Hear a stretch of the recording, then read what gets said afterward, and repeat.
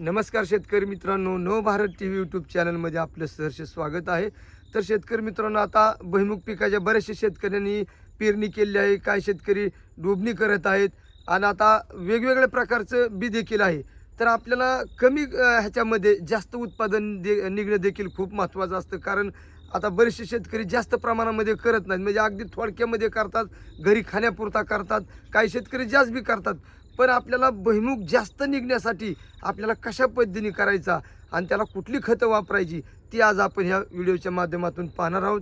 जर चॅनलला कोणी नवीन असाल तर चॅनलला सबस्क्राईब करा, हा व्हिडिओ नक्की पहा. तर शेतकरी मित्रांनो, काय करायचं आहे, जर आपल्याला भुईमुग पिकामध्ये जर जास्त प्रमाणामध्ये जर उत्पादन घ्यायचं असेल शेंगाचं, तर आपल्याला सगळ्यात महत्त्वाचं की आपल्याला भुईमुग पिकाची डोबणीच करावं लागणार आहे. आता डोबणी का करायची, तर शेतकरी मित्रांनो तुम्ही बघा, साऱ्यामधलं भुईमुग पीक बघा, तुम्ही पेरलेलं भुईमुग पीक बघा आणि डोबलेलं भुईमुग पीक बघा, याच्यामध्ये रिझल्ट देखील वेगळाच दिसणार आहे. कारण का, जे डोबलेलं पीक असतं त्याला जास्त प्रकारे चांगल्या प्रकारे शेंगा देखील लागणार आहेत. आणि अजून त्यातून देखील सगळ्यात महत्त्वाचं म्हणजे जर आपण बेड काढला आणि बेड काढून आपण जर ड्रिपनी संपूर्ण आपला बेड भिजवून घ्यायचा आणि बेड भिजवल्यावरती आपण त्याच्यामध्ये शेंगदाणे पीक आपलं डुबू शकता.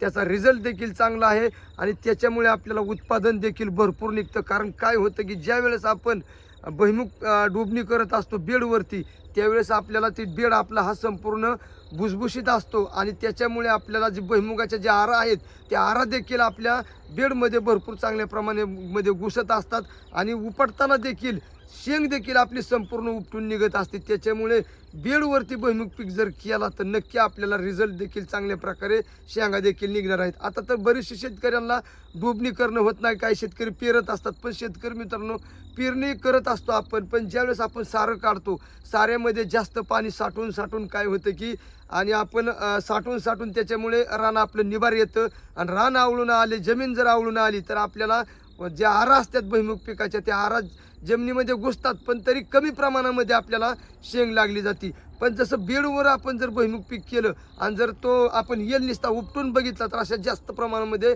शेंगा देखील दिसतात आणि जास्त शेंगा अशा गुच्छ शेंगा दिसतात. कारण का, तर याचं कारण म्हणजे फक्त बेडवर आपण केल्यामुळे की बेड आपला भुसभुशीत असतो आणि त्याच्यामुळे आर देखील आपली संपूर्ण बेडमध्ये घुसतीन, शेंगा भरपूर लागत असतात.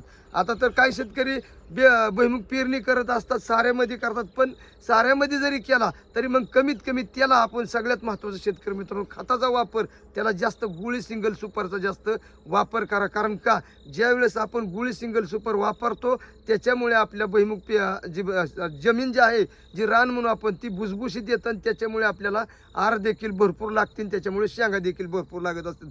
तर शेतकरी मित्रांनो, भुईमुग पीक जर डोबणी केली तर आपल्याला उतारामध्ये देखील चांगल्या प्रकारे फरक आहे. आणि दुसरं म्हणजे भुईमुग पिकाला 10-20 आणि गुळी सुपरचाच वापर करायचा आहे. अन्यथा दुसरं खत आपण युरिया तर काय टाकून उपयोगच नाही शेतकरी मित्रांनो. 10-26 आणि गुळी सुपर जर टाकलं तर याचा रिझल्ट देखील चांगल्या प्रकारे आपल्या भुईमुग पिकाला मिळणार आहे.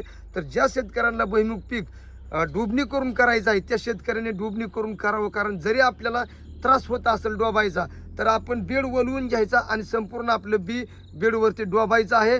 आणि जेणेकरून शेंगदाणा आपला डोबत असताना फुटला नाही पाहिजे याची देखील काळजी घेऊन आपण जर डोबणी केली तर नक्की आपल्याला चांगल्या प्रकारे उतार भेटणार आहेत. तर आता तुम्ही बघू शकता, अशा प्रकारे जर आपण बेड काढला, जेणेकरून 3 फुटाचा 4 फुटाचा काही शेतकरी काढत असतात, पण 3 फुटाचा जरी बेड काढला, जेणेकरून 3 फुटाचा काढला तर संपूर्ण बेड भिजला जातो. मग बेड भिजल्यानंतर आपण याच्यावरती शेंगदाण्याचं बी डोबायचं आहे. कारण का, आपण जर कोरड्यामध्ये जर डोबलं तर ते आपलं शेंगदाण्याचं टरपालं जे असतं आपण ती टरपालं निघणार आणि आपली उगवणी होणार नाही. त्याच्यासाठी संपूर्ण बेड भिजवून घ्यायचा आणि आपण नंतर त्याच्यावरती शेंगदाण्याची डोबणी करायची आहे.